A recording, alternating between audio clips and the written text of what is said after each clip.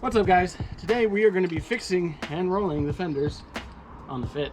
So if you want to take a look here, I'm going to set this down. Nice heavy roller.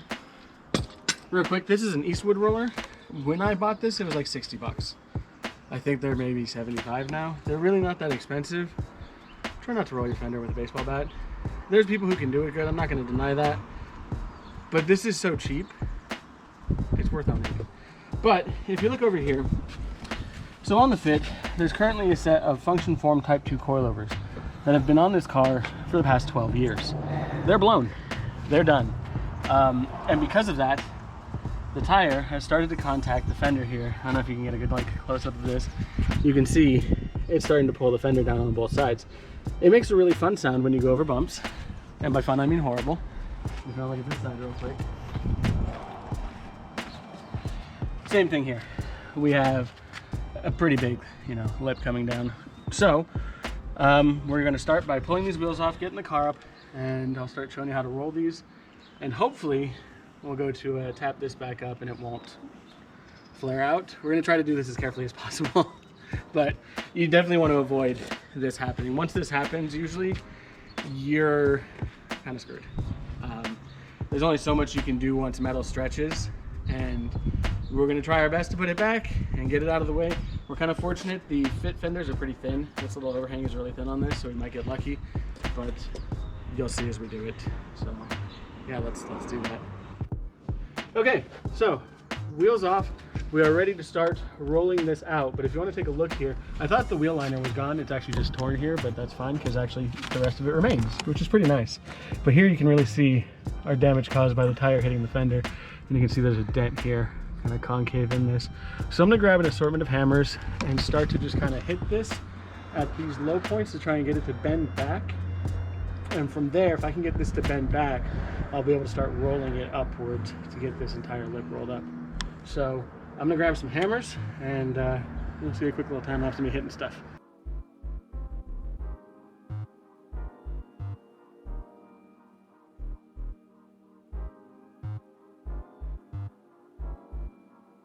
All I really had to use was the light mallet.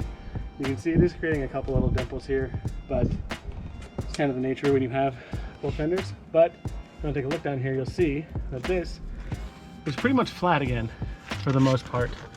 So from here, I'm gonna go ahead and put the roller on and hopefully make this better and not worse. So rollers come with these nice little spacers that use your lugs to hold this to the wheel hub. The O-ring is broken, but I don't care.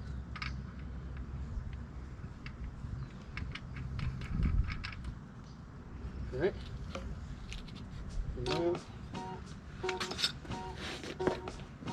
So for our top hole, and there we go. So now that we're on, grab one of these guys, put it there, grab one of our lug nuts. I'm just going to tighten this on there. You don't need to really torque these down. It's not going to move on you. And I won't lie, I don't usually put the top on them. That's because I'm lazy. Self-admitted. Go.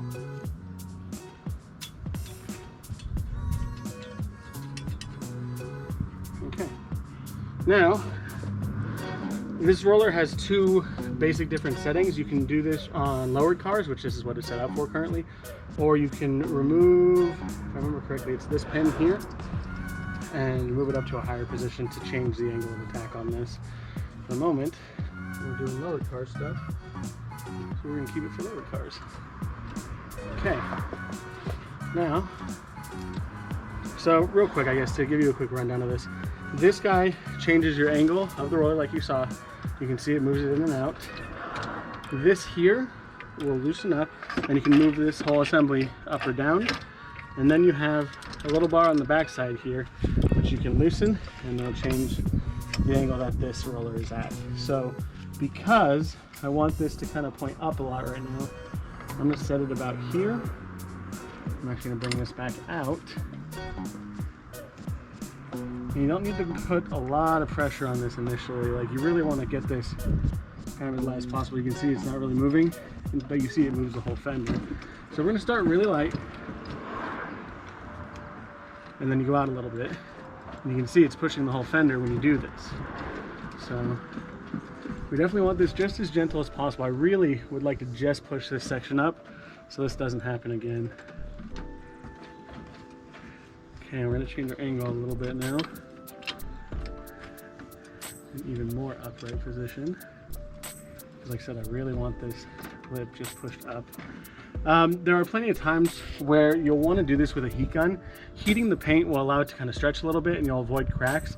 But because we had to hit this with a hammer, you can kind of already see there's just a hair of cracking right here. I'm really not too worried about it. It's going to be a daily driven car.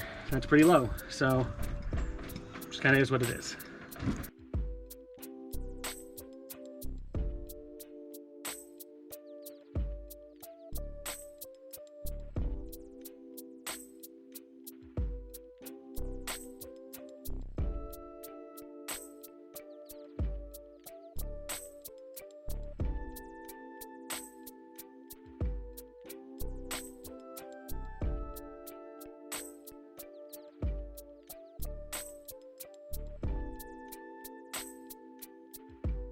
Okay, so this side, where I have stuff in my eye, this side is going to be done. We didn't need this to be flat.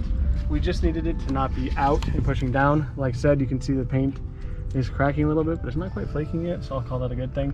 But the fender lip is back in place and is starting to push up. This car didn't have a real big issue until the coils were blown with the fender making contact with the wheels, and we're pretty much leaving those wheels. So for the moment, I'm gonna call that good because we're putting new coils in very shortly, like within the next couple minutes, and it's not gonna hit again. So we're gonna call that good for this side. If you wanna get a comparison, like I said, just again, show off the other side real quick, just to kind of get an idea of what it was or what it is.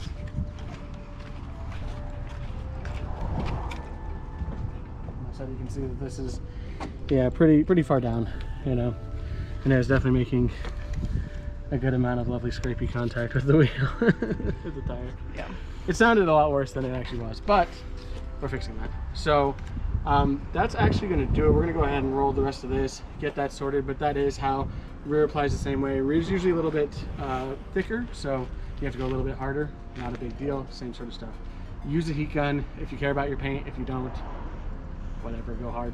But that's really all you want to do, is just get your fender roller in there, start creating some pressure in the correct direction you want the fender edge to go, and then just kind of keep rolling, expanding out a little bit, rolling, expanding out until that fender edge is going the way you want it, and it's where you're at and you're happy. So that's going to do it for fender rolling.